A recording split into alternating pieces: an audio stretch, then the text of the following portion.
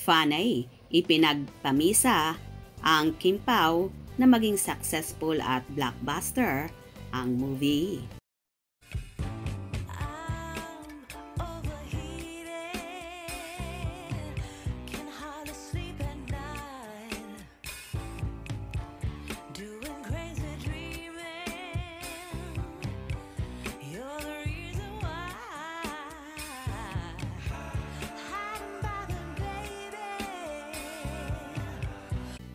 Walang duda nakikita ng bonggang-bongga ang pelikula ni Kim Chiu at Paolo Abilino ang My Love Will Make You Disappear.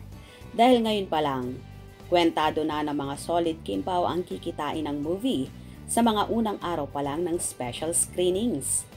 Gaya ng Miss N ng California na nakwenta nito agad ang magiging gross ng nasabing pelikula sa isang sinihan sa Cinemark Carso. Sa kanyang mathematics skills, sinabi nitong aabot ng 3 million pesos ang kikitain ng movie ng Kim Pao sa 3 araw pa lang na screenings nito, na may 10 screenings.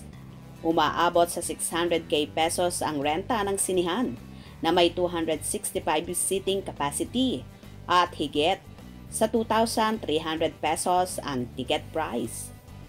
Pag kinuwenta ang lahat ng ito sa 3 araw at mag-sold out ang lahat ng special screenings, makakakuha na ng higit sa 3 million pesos ang gross ng buong 3 araw sa isang sinihan pa lang.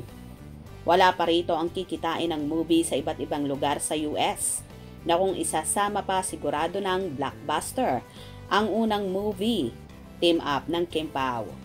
Kaya naman ang iba ay nagpamisa na nagdarasal gaya ng isang Kim Pao fan na ibinida sa kanyang expose ang pagdalaw niya sa simbahan para hilingin na kumita ang pelikula ng kanyang love team idol.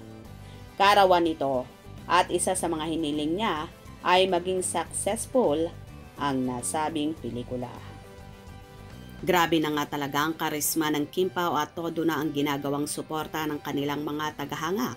Mapa Pilipinas man yan or iba't ibang panig ng mundo, ang iba pa nga ay nagpapamisa at nagpapanovena para lang maging successful at blockbuster ang My Love Will Make You Disappear na first ever Kim Pao movie.